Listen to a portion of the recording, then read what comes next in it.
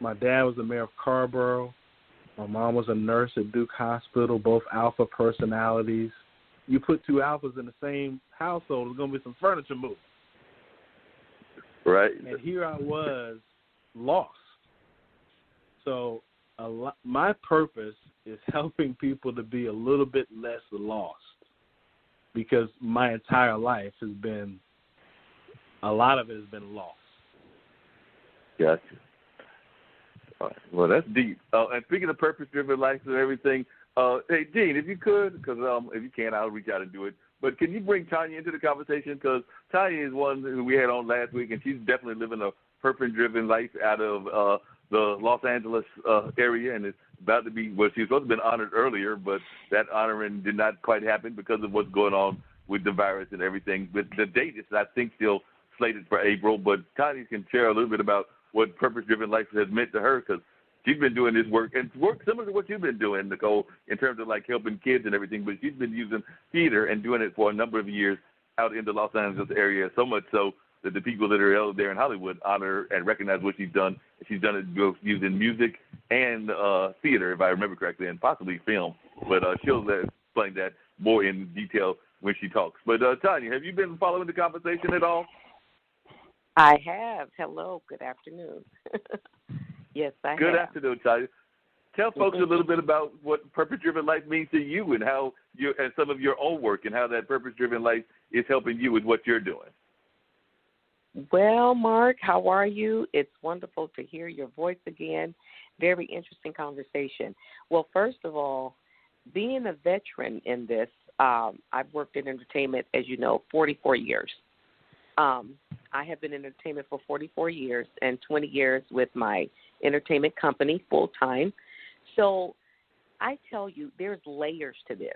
That's what I'm finding. And especially starting in Hollywood, California in the early 80s, you know. I started professionally in entertainment at 19. I'm now 61. It's very interesting to see how the time has changed. And the purpose has not changed, though.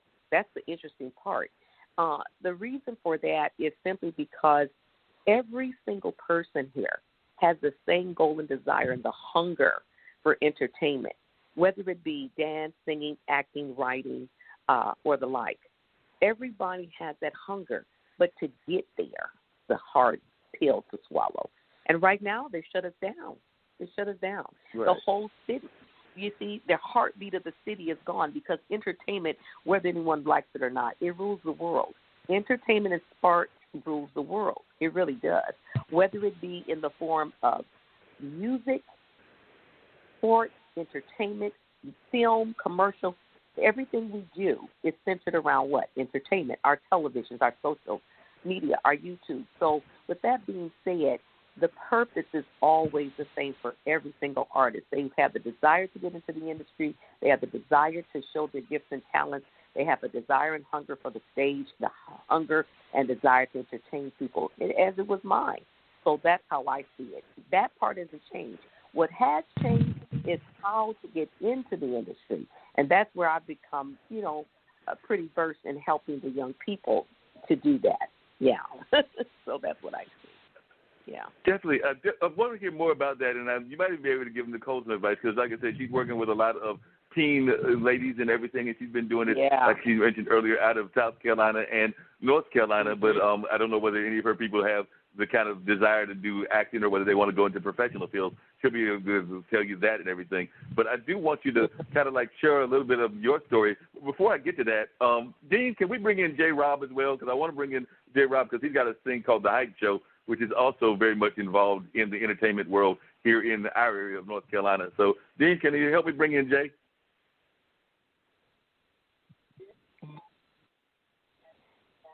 Dean, are you listening? Yeah, what's up, bro? Can you help me bring in J. Rob? Yep. J28 number. I got it. Thank you. All right. This is J. Hey, Jay, are you there on the line with me? Yes, sir.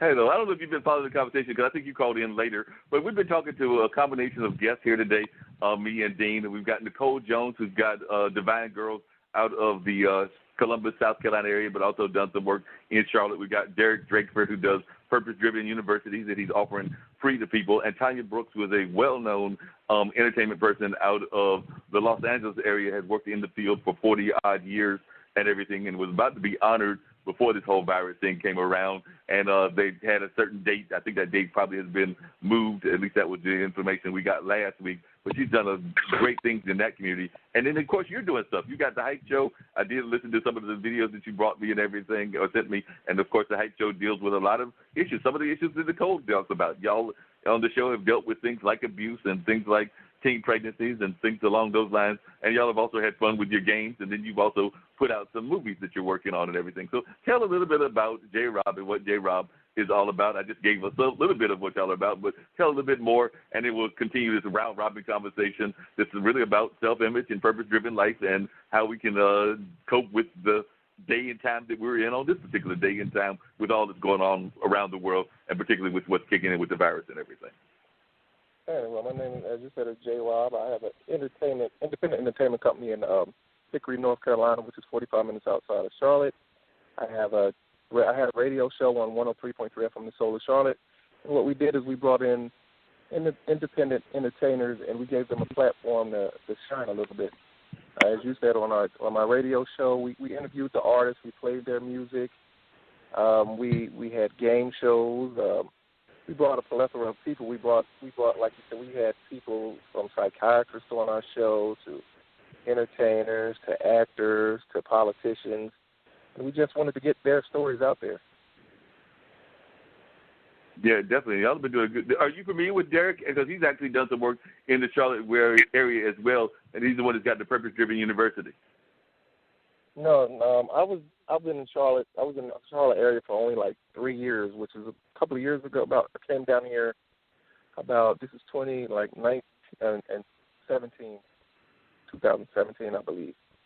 And we did the radio show for 3 years on, like I said, WGIV. Then I did the television show, which reached only 700,000 households. But in the town that we're in now, in Hickory, North Carolina, that was pretty good. So I've never had the pleasure of meeting him, I don't believe.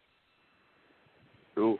Well, y'all definitely need to connect and everything because y'all both are trying to do things that are that purpose-driven kind of lifestyle and trying to get things going that way. And what do you see as your goal with what you're doing with the Hype Show and some of the other things that you're doing? You talked about some of the ways that you're reaching out, but when you first created it, what was your goal in creating it? My goal, well, actually, my background was I was a singer out of Philadelphia, Pennsylvania. The older I got, the harder it got to get into. I started late, so the older I got, the more I realized that the industry is kind of prejudiced towards age. So I decided to use the experience I had to try to help get the younger entertainers out there in the entertainment world. Thus, we started BDD Entertainment, which we now have a stable of actors, we have comedians, we have singers, and we have rappers. So I just try to help them, send them in the right direction, trying to get them to their dreams, their goals, which is the next level.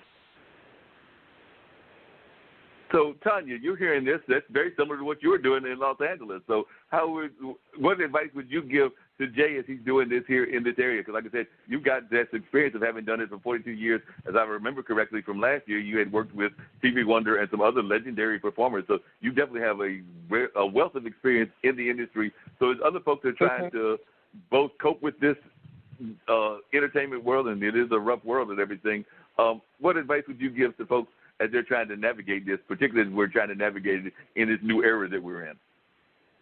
Yeah, it's very different now in entertainment. I will say this. It is really a very hard industry, but it can be a connected industry. Let me say this.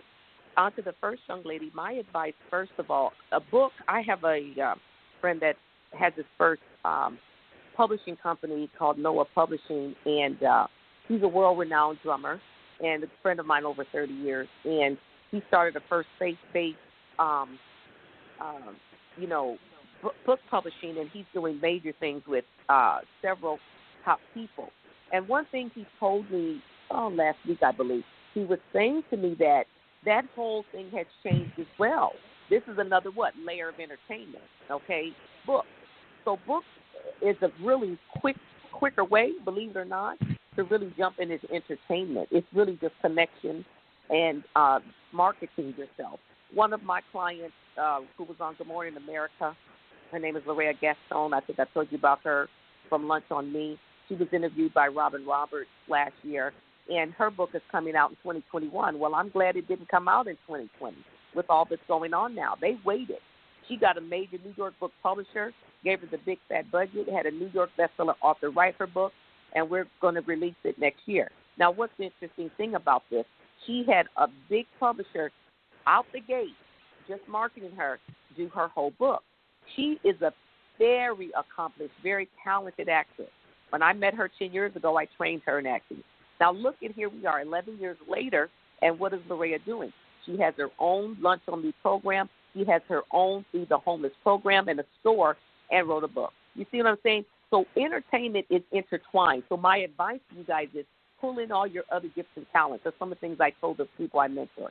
You have to dig in to all the gifts inside of you. Don't limit it to one thing. And both these people sound very multifaceted to me. So whether it's writing a book or working with young people and connecting, you are going to have to get a social media account. Now, I will say this. I understand. I was very apprehensive myself. People were like, honey, you got to have social media. Well, start small. You do need an IG page, and it can be user-friendly. If you do it and keep it on a professional level, then everyone will connect with you and just see who you are. You'd be surprised at how you connect. It's really almost necessary and mandatory. I don't know if you guys are aware. One of my executive friends at Sony said to me the other day, he said, Tanya, we will not even see an artist unless they have a social media account with I don't want to say the number. There's a certain amount that they look for before they even let you see the producers. Now, this never happened in the early days of entertainment. When we would go out and do these things, oh, God, no. If you had a good voice, you had a good connection, and you had a great look, you can get on the tour. That's how we started. That's not the case today. Whether you be an actor, whether you be a book writer, whether you be a publisher, whatever you're doing, think whatever form of entertainment or the arts, they are looking at your social media gathering, period. Now, these are from executive friends I have personally. That's just how it is. So my advice, first of all, would be that. Make sure you stay with these kinds of talk forums. What you're doing is fabulous, Mark. You have to be connected in the social sector. Now, I will say this. We are in a time right now with COVID-19 where they're telling us all this, don't get together and talk. Okay, I get all of that. Well, this is a time we are in our homes. We are now in California, we're on lockdown, as they call it. Okay, don't let there be a negative.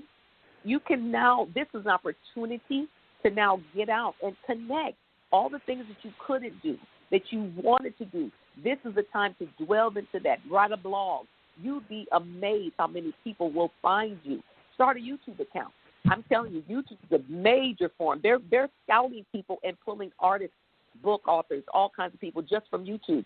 The record executives, they go on YouTube to find the artists now. It's not about just showing up and going the door. You can't do that anymore. In order to have an appointment with a producer at Sony or Universal Music Group, it doesn't matter what label, large or small, you have to have an appointment or someone that has seen you on a social media account. Do people know that? So here I am to educate, to tell you that is what you have to do. It is a necessary evil. So that's my advice. Yeah, that's just definitely. I appreciate that advice.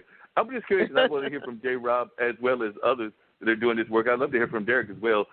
I'm thinking that a lot of people are also wondering what the future of the brick and mortar kind of art business is going to be as we're dealing with this virus and everything. Do you think that we're going to see things like the Met up there in New York, as well as things like some of the museums, the Smithsonian, and even some of the bigger ones around the country and the world, that will not survive this, or that they will go to a whole other platform that you may not go as often in the future, like maybe not see as many school trips. I mean, we hope that this doesn't last forever, but that we might not see as many school trips, and that they may go into a more online kind of economy. Derek, you mentioned earlier, and I alluded to it as well, that we might be seeing changes in the college atmosphere. How do you think this is going to impact the art world? And I would love to hear from all of you, and the education world. So that would also include Nicole. And so how do you think this is going to impact the world in general?